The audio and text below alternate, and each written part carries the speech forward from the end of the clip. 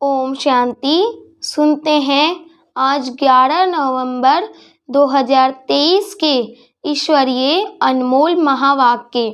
आज मीठे प्यारे शिव बाबा ने कहा, मीठे बच्चे, तुम जितना बाप को याद करेंगे उतना तुम्हारी बुद्धि का ताला खुलेगा। जिन्हें घड़ी घड़ी बाप की याद भूल जाती है वह है अनलकी बच्चे। प्रश्न है, खाता जमा करने का आधार क्या है? सबसे बड़ी कमाई किसमें है? उत्तर है, खाता जमा होता है दान करने से। जितना तुम दूसरों को बाप का परिचय देंगे उतना आमदनी वृद्धि को पाती जाएगी। मुरली से तुम्हारी बहुत बड़ी कमाई होती है। यह मुरली सांवरे से गोरा बनाने वाली है। मुरली में ही खुदाई जादू है। मुरली से ही तुम माला माल बनते हो। आज का गीत है, हमें उन राहों पर चलना है जहाँ गिरना और संभलना है। ओम शांति। रूहानी बाप समझा रहे हैं बच्चों को कि बच्चे गिरना और संभलना है। घड़ी घड़ी बाप को भूलते हो अर्थात गिरते हो, याद करते हो तो संभलते हो। माया बाप की याद भुलवा देती है क्योंकि नई बात है ना। ऐसे तो कोई बाप को भूलते नहीं। स्त्री कभी अपने पति को भूलती नहीं। सगाई हुई और बुद्धि योग लटका, भूलने की बात नहीं होती। पति पति है, बाप बाप है। अब यह तो निराकार बाप है जिसको साजन भी कहते हैं। सजनी कहा जाता है भक्तों को। इस समय सब है भक्त, भगवान एक है। भक्तों को सजनिया, भगवान को साजन, या भक्तों को बालक, भगवान को बाप कहा जाता है। अब पतियों का पति व पिताओं का पिता वह एक है। हर एक आत्मा का बाप परमात्मा तो है ही, वह लौकिक बाप हर एक का अलग अलग है। यह पारलौकिक परम पिता सभी आत्माओं का बाप एक ही गॉडफादर है। उनका नाम है शिव बाबा। सिर्फ गॉडफादर माउंट आबू में लिखने से बताओ चिट्ठी पहुंचेगी? नाम तो लिखना पड़े ना। यह तो बेहद का बाप है। उनका नाम है शिव। शिव काशी कहते हैं ना, वहाँ शिव का मंदिर है। जरूर वहाँ भी गए होंगे। दिखाते हैं ना, राम यहाँ गया वहाँ गया, गांधी यहाँ आ गया। तो बरोबर शिव बाबा का भी चित्र है, परंतु वह तो है निराकार।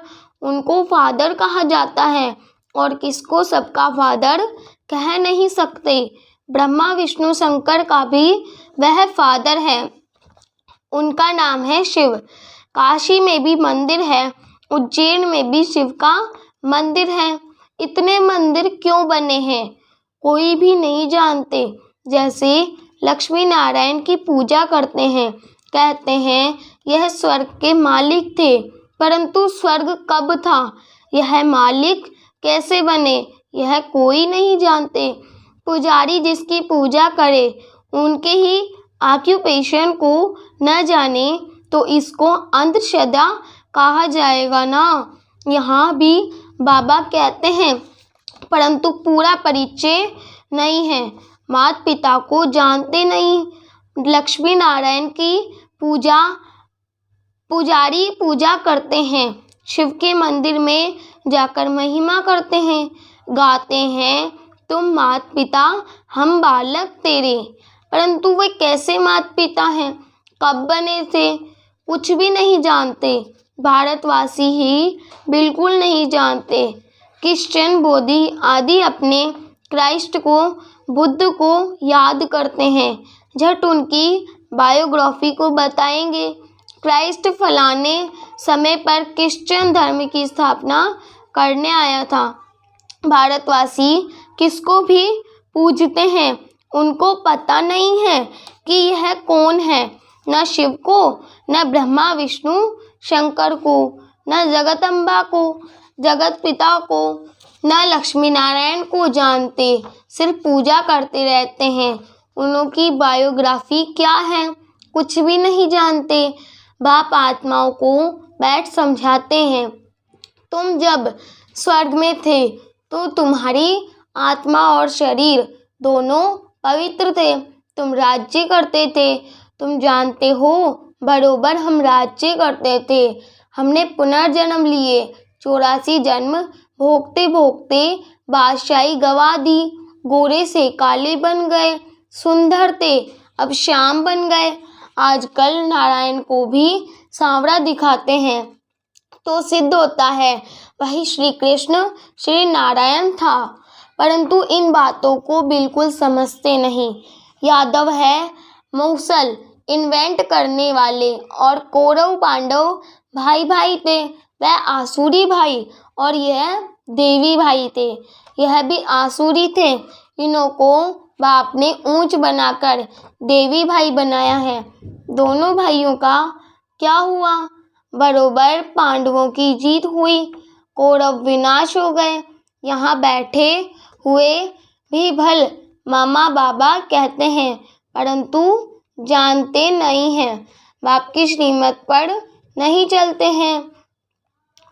जानते नहीं हैं कि बाबा हमको राजयोग सिखला रहे हैं। निश्चय नहीं रहता, देह अभिमानी होने के कारण देह के मित्र संबंधियों आदि को याद करते हैं। यहाँ तो देही बाप को याद करना है। यह नई बात हो गई, मनुष्य कोई समझा न सके। यहाँ माता पिता के पास बैठे हुए भी उनको जानते नहीं। यह वंडर है ना, जन्म ही यहाँ हुआ फिर भी जानते नहीं, क्योंकि निराकार है। उनको अच्छी रीति समझ नहीं सकते, उसकी मत पर नहीं चलते, तो फिर आश्चर्यत भागंती हो जाते हैं, जिससे स्वर्ग का 21 जन्मों का वर्षा मिलता है। उनको नहीं जानने से भाग जाते हैं। जो बाप को जानते हैं उनको बख्तावर कहा जाता है। दुख से लिबरेट करने वाला तो एक ही बाप है। दुनिया में दुख तो बहुत है ना, यह है ही भ्रष्टाचारी राज्य। ड्रामा अनुसार फिर भी 5000 वर्ष बाद ऐसी ही भ्रष्टाचारी सृष्टि होगी। फिर बाप आकर सतयुगी श्रेष्ठाचारी स्वराज्य स्थापन करेंगे। तुम मनुष्य से देवता बनने आए हो। यह है मनुष्यों की दुनिया, देवताओं की दुनिया सतयुग में होती है। यहाँ है पतित मनुष्य, पावन देवताएं सतयुग में होते हैं। यह तुमको ही समझाया जाता है। जो तुम ब्राह्मण बने हो, जो ब्राह्मण बनते हैं उनको समझाते जाएंगे। सब तो ब्राह्मण नहीं बनेंगे। जो ब्राह्मण बनते हैं वही फिर देवता बनेंगे। ब्राह्मण न बना तो देवता बन न सके। बाबा मम्मा कहा तो ब्राह्मण कुल में आया। फिर है सारा पढ़ाई के पुरुषार्थ पर मदार। यह किंगडम स्थापन हो रही है, और इब्राहिम बुद्ध आदि कोई किंगडम स्थापन नहीं करते। क्राइस्ट अकेला आया, किसी में प्रवेश कर क्रिश्चियन धर्म स्थापन किया। फिर जो क्रिश्चियन धर्म की आत्माएं आई, आत्माएं ऊपर में हैं, वह आती रहती हैं। अभी सब क्रिश्चियंस की आत्माएं यहाँ हैं। अभी अंत में सबको वापिस जाना है। बाप सभी का गाइड बन सबको दुख से लिबरेट करते हैं। बाप ही है सारी ह्यूमैनिटी का लिबरेट और गाइड। सब आत्माओं को वापस ले जाएंगे। आत्मा पतित होने के कारण वापस जा नहीं सकती। निराकारी दुनिया तो पावन है ना। अभी ये साकारी सृष्टि पतित है। अब इन सबको पावन कौन बनाए? जो निराकारी दुनिया में जा सके।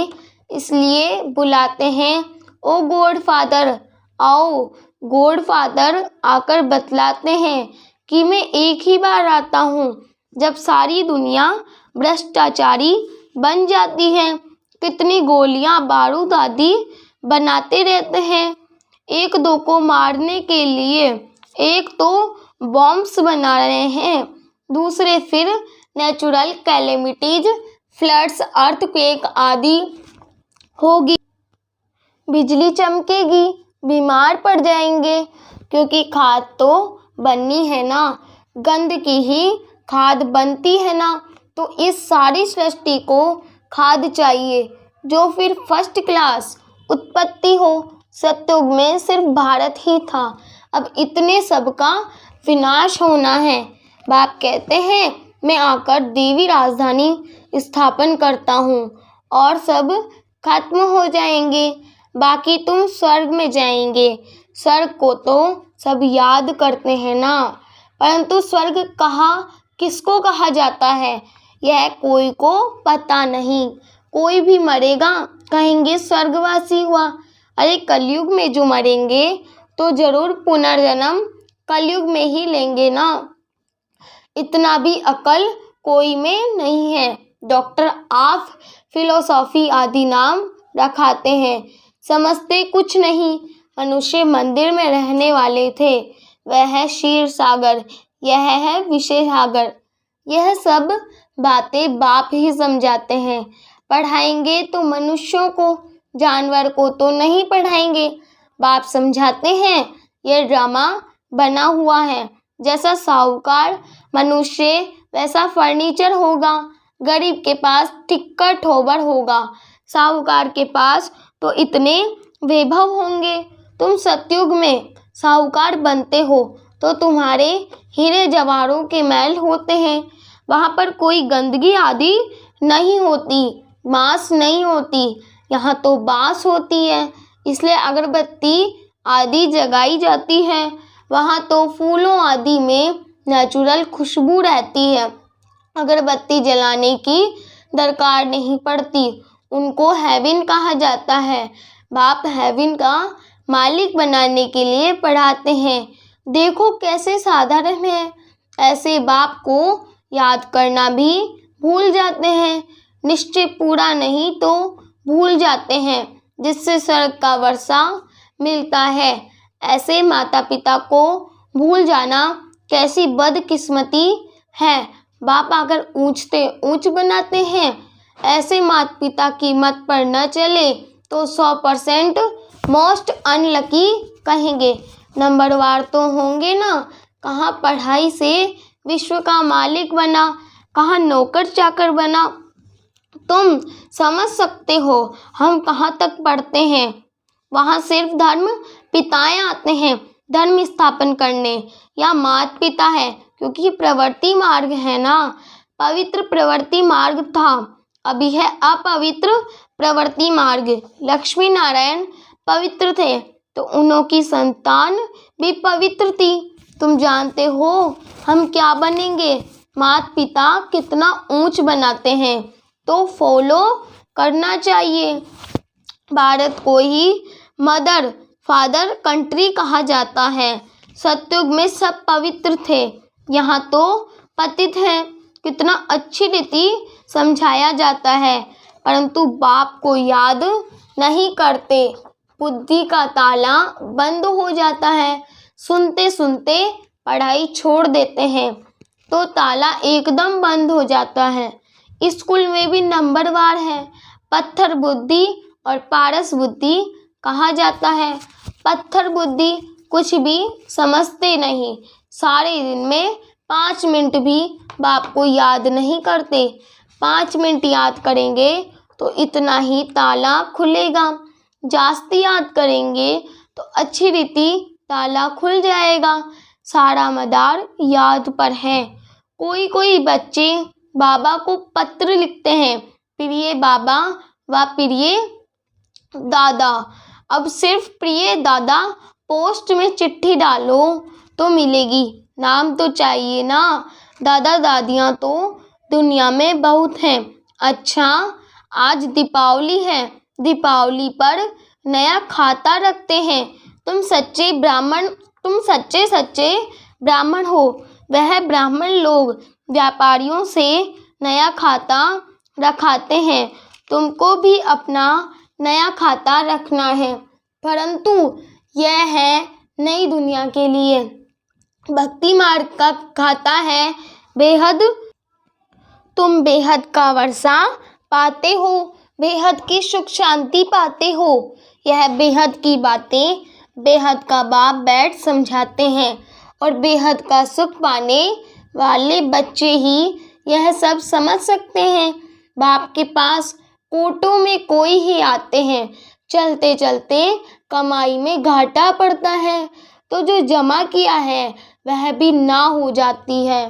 तुम्हारा खाता वृद्धि को तब पाता है जब कोई को दान देते हो। दान नहीं देते हो तो आमदनी की वृद्धि नहीं होती है।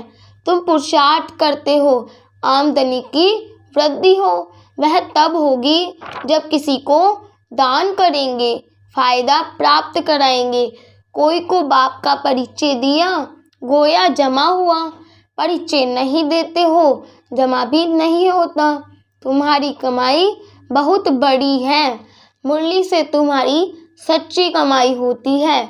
सिर्फ ये मालूम पड़ जाए कि मुरली किसकी है, यह भी तुम बच्चे जानते हो। जो सांवरे बन गए हैं उनको ही गोरा बनने के लिए मुरली सुननी है। मुरली तेरी में है जादू, खुदाई जादू कहते हैं ना, तो इस मुरली में खुदाई जादू है। यह ज्ञान भी तुमको अभी है। देवताओं में यह ज्ञान नहीं था। जब उनमें ही ज्ञान नहीं था तो पिछाड़ी वालों में ज्ञान कैसे हो सकता है। शास्त्र आदि भी जो बाद में बनते हैं वह सब खत्म हो जाएंगे। तुम्हारी ये सच्ची गीताएं तो बहुत थोड़ी हैं, दुनिया में तो वह गीताएं लाखों की अंदाज में होगी। वास्तव में यह चित्र ही सच्ची गीता है। उस गीता से इतना नहीं समझ सकेंगे जितना इन चित्रों से समझ सकेंगे। अच्छा, मीठे मीठे सिखी लदे बच्चों प्रति माता पिता बाप दादा का याद प्यार और गुड मॉर्निंग। रूहानी बाप की रूहानी बच्चों को नमस्ते। हम रूहानी बच्चों की रूहानी बाप दादा को याद प्यार, गुड मॉर्निंग और नमस्ते बाबा, नमस्ते, शुक्रिया बाबा, शुक्रिया, वाह बाबा वाह। धारणा के लिए मुख्य सार। फर्स्ट पॉइंट, अच्छी रीति पढ़ाई पढ़कर स्वयं को भक्तावर तकदीरवान बनाना है। देवता बनने के लिए पक्का ब्राह्मण बनना है। सेकंड पॉइंट है, देही बाप को याद करने के लिए देही अभिमानी बनना है। देह को भी भूलने का अभ्यास करना है। आज का वरदान है, सदा अपने को सारथी और साक्षी समझ, देह भान से न्यारे प्यारे रहने वाले योग युक्त भव। सदा अपने को सारथी और साक्षी समझ, देह भान से न्यारे रहने वाले योग युक्त भव। योग युक्त रहने की सरल विधि है सदा अपने को सारथी और साक्षी समझकर चलना। इस रथ को चलाने वाली हम आत्मा सारथी है। यह स्मृति सतह इस रथ अथवा देह से व किसी भी प्रकार के देह भान से न्यारा बना देती है। देह भान नहीं तो समझ योग युक्त बन जाते हैं और हर कर्म भी युक्ति युक्त होता है। स्वयं को सारथी समझने से सर्व कर्मेंद्रियां अपने कंट्रोल में रहती हैं। वह किसी भी कर्मेंद्रिय के वश में नहीं हो सकते। आज का स्लोगन है, विजयी आत्मा बनना है तो अटेंशन और अभ्यास इसे निजी संस्कार बना लो। विजयी आत्मा बनना है तो अटेंशन और अभ्यास इसे निजी संस्कार बना लो। अच्छा, ओम शांति। मुरली आज की मुरली से सम्मान लेंगे, मैं विजयी रत्न आत्मा हूँ। अच्छा, ओम शांति।